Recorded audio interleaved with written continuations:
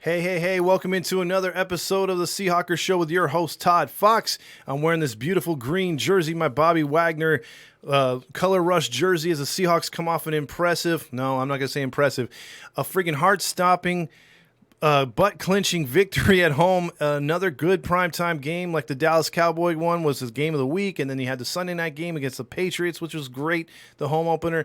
My only regret is the same thing that Bob Costas and here's a guy said on Sunday Night Football, was the fact that the 12s weren't there. You guys weren't there. I wasn't there. We weren't able to cheer on our Seahawks because we've seen some epic home games in these first three. And the good news is in November is their next home game. There's a very good chance there could be at least 25% capacity at the link, maybe more. It just depends on how good the COVID thing goes between now and then.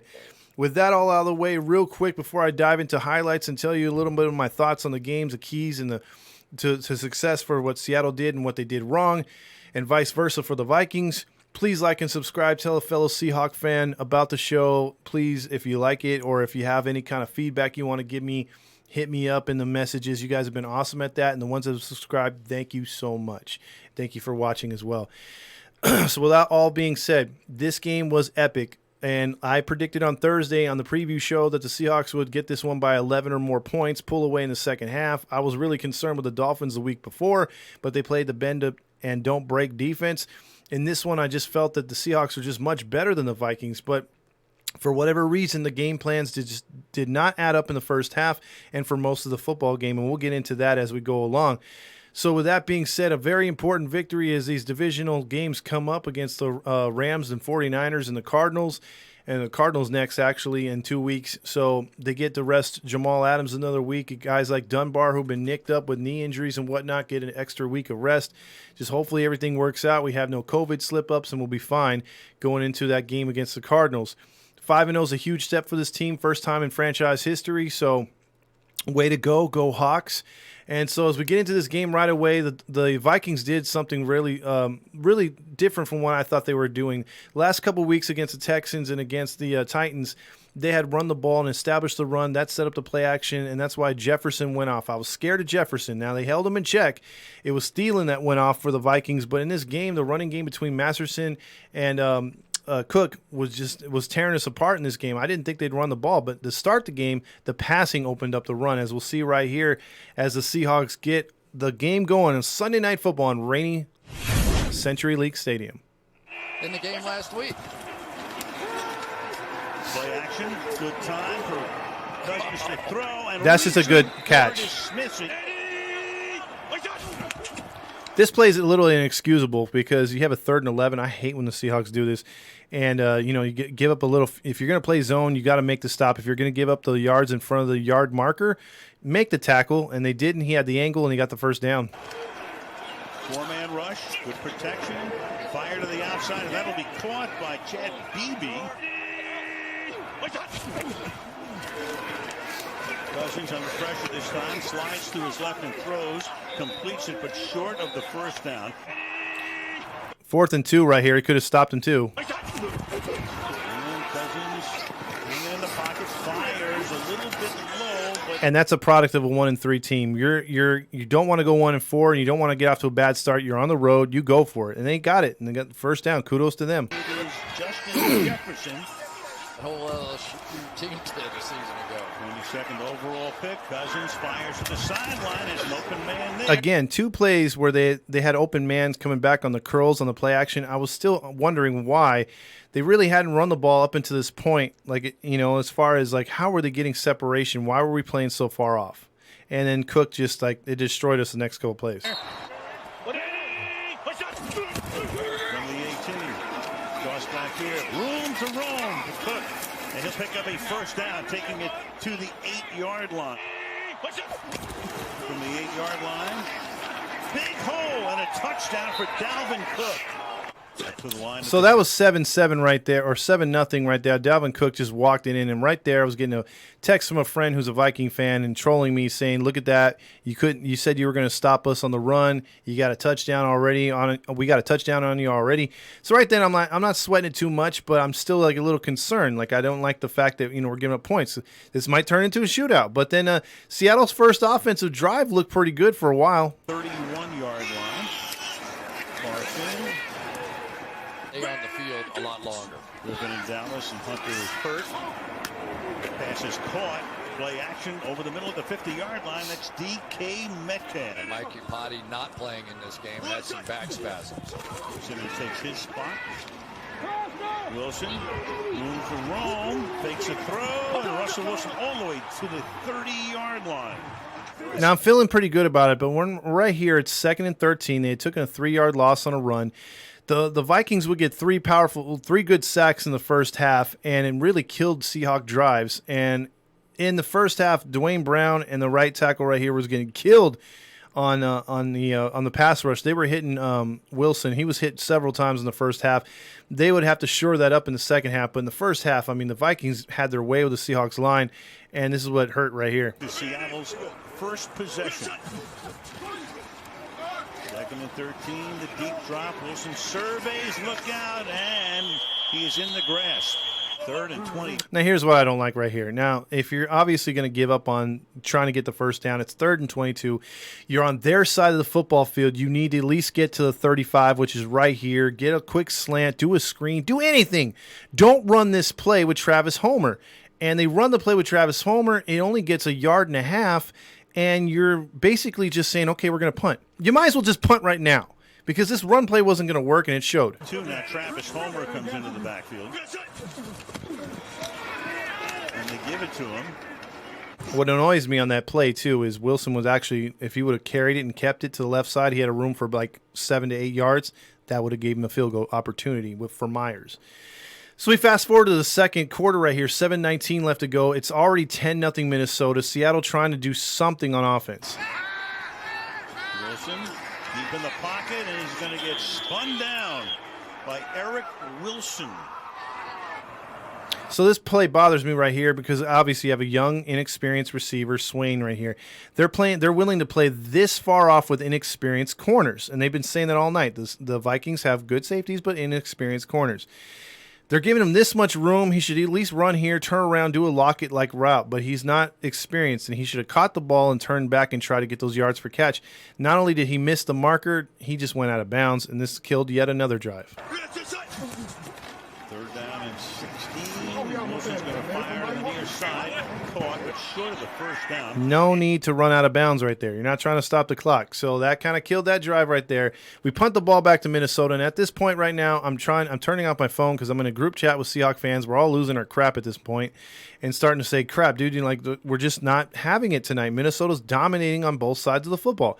And so with 5 minutes left to go, we're trying to see if we can get the ball back to at least make it a one-score game. Get on the board. And we're going to go without the home game number 3. New England and Dallas have already been here. And this is Cook is going to pick up a first down on a 3rd and 1, and it's going to be very, very close. Now, see, that was huge. It was 4th down and 1, or 3rd and 1. They didn't get it on the draw play with Cobb, so I'm like, all right, cool. Or Cooks, I keep wanting to call him Cobb. Anyway, so Seattle gets up to the 40-yard line. It's 1st and 10, and then we start to sputter again. 3 minutes, 14 seconds left to go. I'm thinking that's plenty of time to get a touchdown again, or at least a field goal, but no. The RG3 in round number 1. He had a spectacular rookie season, and not much after that. One loss of down or loss in yardage. Really well. 2nd and 16. And Wilson runs into a whole another sack. And then right here, watch this right here. So you got Disley right here acting as a extra blocker next to Dwayne Brown. Dwayne Brown, again, was getting savagely abused in that first half. It's 3rd and 24. You've already taken 2 losses in a row. You can't possibly take a third one, could you? Because you got Disley to help out right here, right? That's not going to happen. Giants today in Arlington. 3rd down and 24 after the 2-minute warning. Wilson is going to ready to launch it, and instead it is in Clockway who gets in there and knocks him down at the line of scrimmage. And then you're okay. I'm still thinking 10-0, a minute 47 left to go. We should try to stop them. We got 3 timeouts. It just wasn't going to work. Seattle's defense was giving up chunks of yards right here. So now they're down to the 30-yard line already, and this is a huge play right here because Kirk Cousins could try to get him up 17-0 at this point. And watch this play that Shaquem Griffin makes, because right here you got Neal, who's going to play the tight end Rudolph, and you got Diggs up here. I think that's no, it's Abominable, whatever his name is. He's playing over here, the other tight end, and you got single coverage right here. So he's going to come up here to play the tight end over the top. You got the two linebackers watching the running back down here, or the quarterback, and watching the inside zone. Over the top right here, this should be in touchdown. It was a perfectly thrown ball, but Griffin makes a hell of a play. Cousins going for it all, and it will be off the fingertips of Adam Thielen in the end zone. It was knocked away. From 52. And this one is true. Now they put up a stat right here before halftime. Before I get into the second half stats and what happened here, it was 13-0.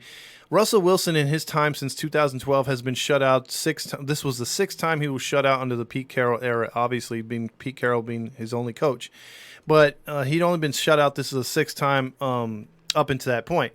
And I don't remember a lot of those games, except I remember the Carolina one. They were shut out at halftime. Stuff like that happened, and they came back and almost won that game.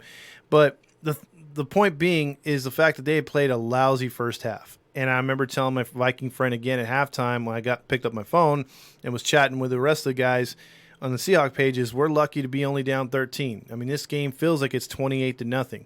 And if the Vikings weren't so methodical on offense and took a few more chances, I'm pretty sure they could have put up more points. So we were lucky to be only down 13-0. And one of my friends was saying, dude, this is the key is the second half. What we do with that opening drive in the second half is going to be key to try to get at least a field goal or a touchdown, to try to get some momentum. And that really didn't happen. We went 3 and out, 3 straight runs and a punt, which led to this play, which I'm going to show you. So with 10 seconds to the half, Vikings 1st and 10, and this is like really what changed the game on this play right here. Waterfront as we come back to CenturyLink Field, and the pass is caught by Dalvin Cook behind the line of scrimmage, and there he is limping away. Dalvin Cook would disappear until in the 4th quarter when he would actually come in for a play or two, then go right back out with an injury or just re-aggravating the hamstring or whatever. It was something along that lines where he was just out and there was no way for him to come back. He looked like he was in pain right there. So the Seahawks grabbed a break right there, and it just seemed from that play on, the Seahawks just gained all kinds of momentum.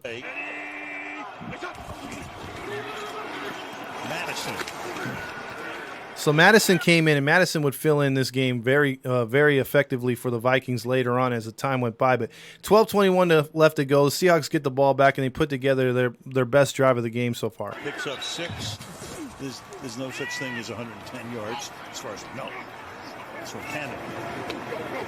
This is Carson making the catch. Coaches that start 0-5 find that out. Sometimes it means not for long. That catch is made along the sideline here by Greg Olsen, so they get the tight end into the action.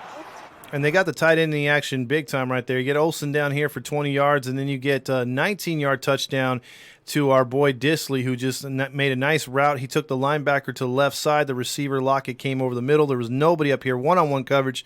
Beautiful throw once again from Russell Wilson. It's very, very weird when we say terrible pass by Russell Wilson, but this was a gorgeous pass. Yeah, it's the spark you hate to see, but, it's a reality. Wilson now fires, and that will be pulled in by Will Disley for the touchdown.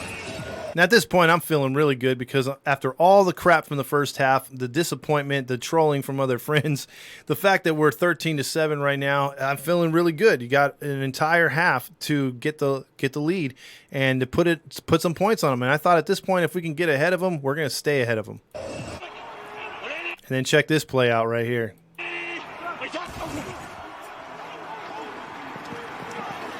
Third and 17. That is a incomplete pass. It was a fumble recovered by Seattle at the 15-yard line. Now watch right here. His arm, the Seahawks defender touches his arm, which he loses the ball before the motion of the pass was completed with his arm going forward. So that's why it was a fumble. The ball was already out before his arm went forward. So that was a fumble, but the refs blew it dead. KJ Wright would run into the end zone for the touchdown, but it would be called dead right at the 15 when he picked up possession of the football because they weren't sure if it was a pass or it was ruled incomplete at the time. But it was challenged successfully by Pete Carroll, and there you go.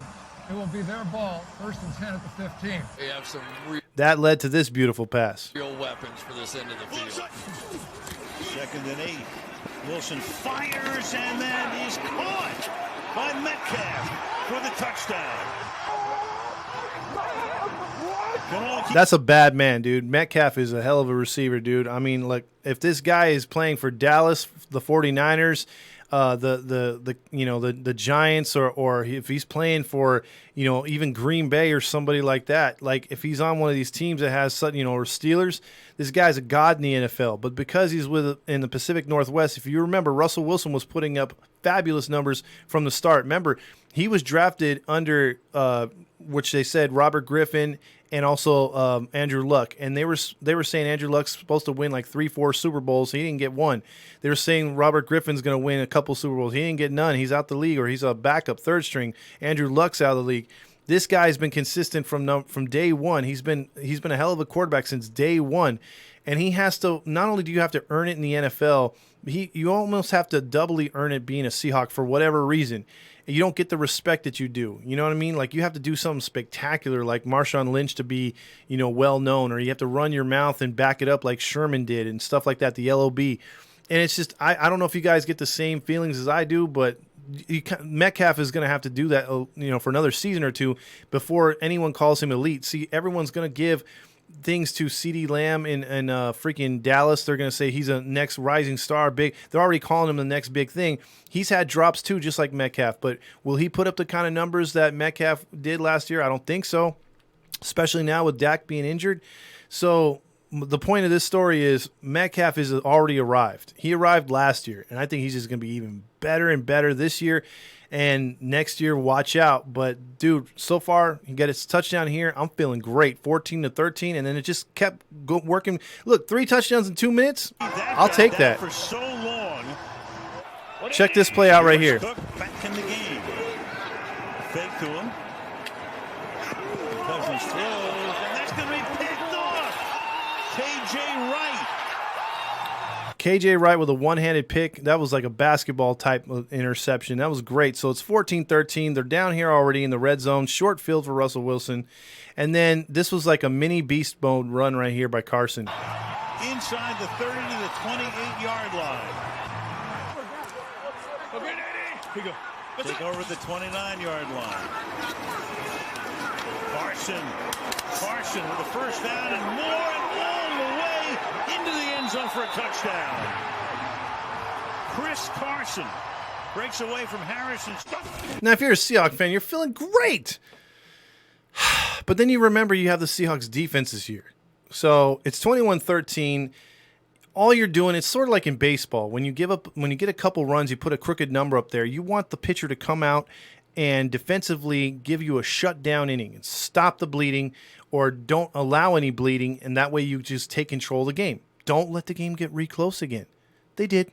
They let the Vikings come right down, march down, and shove it down into the end zone. 7-10, it's in the corner, and that pass is a little low, but that is Adam Thielen from the 17-yard line. It's almost like they were playing like they had a 13-point or a 20-point lead, because look at Shaquem Griffin's way over here. Way over there. Go to work on that spot.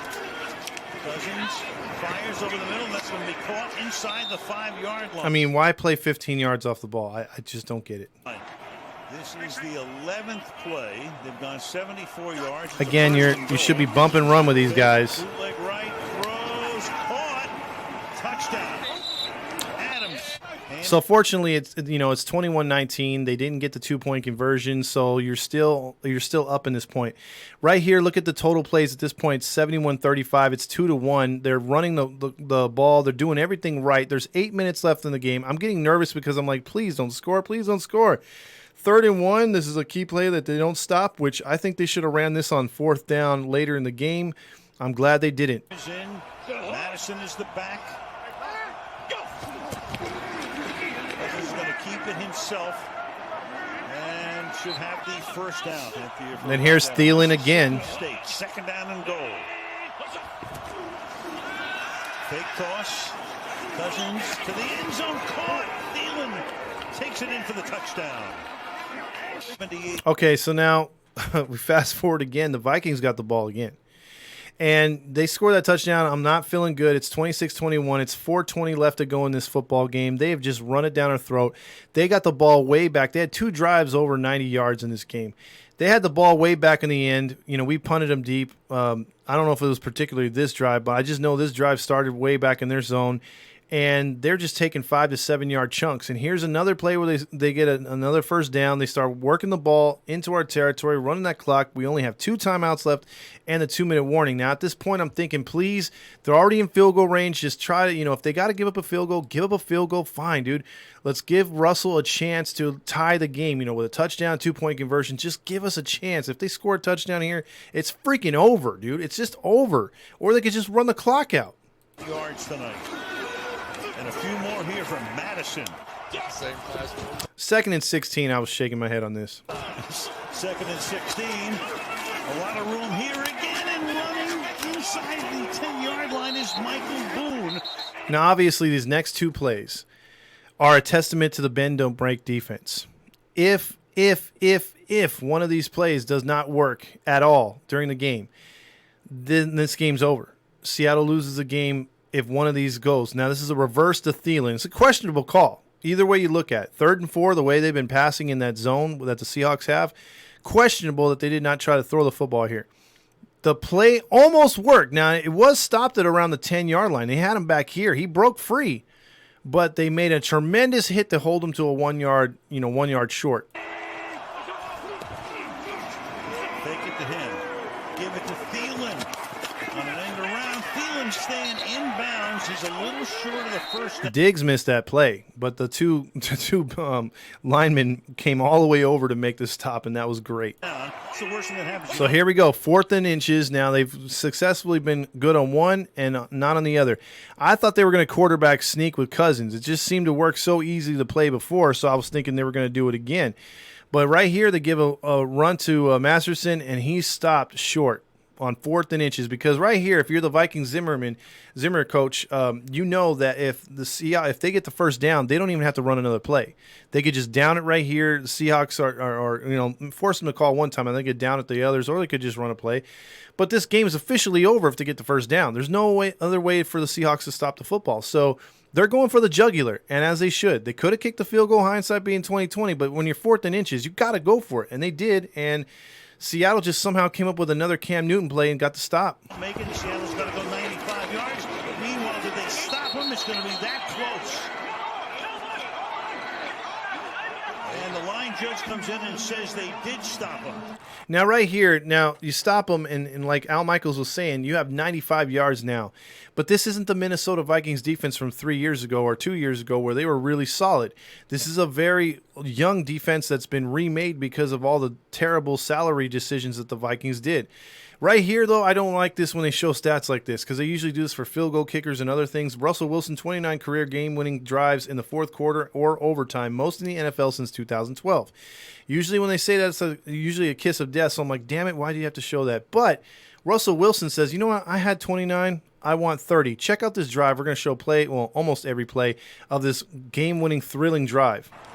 Travis Homer in the backfield. Here's Wilson escaping, and Wilson with a big game. That was huge, because if you didn't see it, he avoided that rusher that the center just missed, and he was able to step into the pocket and get you out of that end zone, so where you don't have to worry about that end zone right away. They're already up by the 20. It's a minute 50 to go. Up the middle.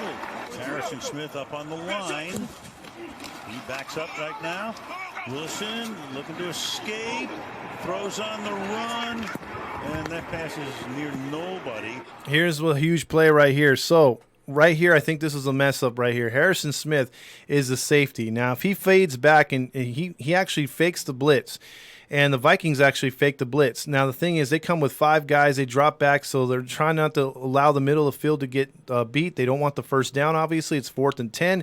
But Harrison Smith, by running up to the line, he kind of killed it over the top help for Metcalf, and Metcalf abused this young corner. And it's man coverage. Here they come again. Wilson hanging in the pocket. Wilson going deep downfield, and it's going to be caught by Metcalf. Beats Dancer on the play. Wilson being Wilson. Wilson this time. Time again, look out as he spins away, keeps his eyes downfield. That's going to be caught. 4-man front. They rush 4, 7 back. That pass is caught and taking it to the. Now at this point right here, I'm thinking, dude, just we need to run the ball. We still got a timeout left. I don't want to see Minnesota with an opportunity because best case scenario, even if we score a touchdown, even if we get the 2-point conversion, you don't want to leave these guys with 30 seconds and 2 timeouts to try to get a tying field goal. Their kicker already made one from 52. I don't want any part of that. I'm like, let's run this clock, and they did. 6-yard line is DK Metcalf. Second and goal. Come again. The pass is going to be dropped. No. They started to signal touchdown. Then the other official comes in and says no. DK Metcalf almost came down with it. Feet down, and Mike Hughes was there. Pressure again. That pass is lofted into no man's land. So as it came down to it, it's 4th down and goal right here. Now, Metcalf on that second down plays, you saw his feet print up there by the pylon. He tried to get over there to make the catch. Now, a lot of quarterbacks don't have the faith to go back into a receiver. And that's why I think Metcalf's special. That's why I think Wilson knows is special, because most guys would just be like, you know what, I'm done. You know, I'm gonna throw to somebody else. Metcalf ran a nice over the. He came over the middle. Took him a while to break in with the other receiver. Lockett went this way. Metcalf curled to the right and was open. He had to throw a wet football at this time because it was pouring rain. And he took like a 7-step drop, so he couldn't get the kind of velocity that he wanted on that football. But somehow he threaded the needle and got it to Metcalf, and what a throw. And what a catch. And again, at this point, I'm like, my legs are jello. I'm standing the whole time. I'm like, please don't lose, because we had our opportunity up there, and Metcalf's going to be the GOAT in a bad way of the game. Not the greatest of all time, as people like to say the GOAT reference to, but being the GOAT as in the Billy Goat of the game. And instead he turns into the hero again. Because why? Russell Wilson and him just have a good connection.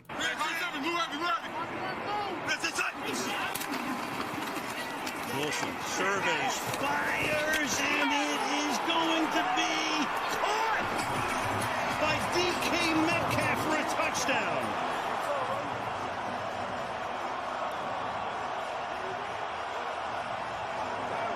That is an unbelievable drive. 2-point attempt. The back is Carson. Wilson will throw, and it will drop at the goal line. Now, that was huge at the time because I was still scared at this point. My wife is saying the game's over. We got it, 15 seconds left. But I said, no, you got 2 timeouts. You throw one of these passes with these referees that are just so happy to throw a flag whenever they see any kind of defender making an illegal contact or a pass interference, and then you could be giving up a field goal before you know it. So I'm thinking, please don't give up anything down the middle. Don't be too aggressive, whatever, right? And so with the Seahawks secondary being the way it is, it's fingers crossed, even though they just went 95 yards in less than 2 minutes on an epic drive to take the lead on 4th down. I'm still sweating because it's like no lead safe, right? And then Seattle. So now Cousins, does he have any magic left here? And he's got to step out of bounds enough. Again, after this catch, that gives them 10 yards right off the bat. They need a total of maybe 25 to 30 yards at max to give themselves a legitimate chance at a field goal. So this could be, like 25 yards could get you in field goal range. 30 at max you'd like to have to give you a legit shot. So it's like at this point I'm still butt clenching because I'm like, dude, this is going to come down to the freaking wire again.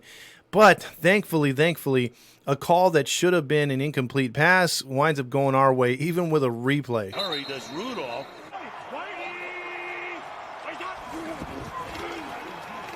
Cousins. Hit as he threw it. And was he? That could be another empty hand again.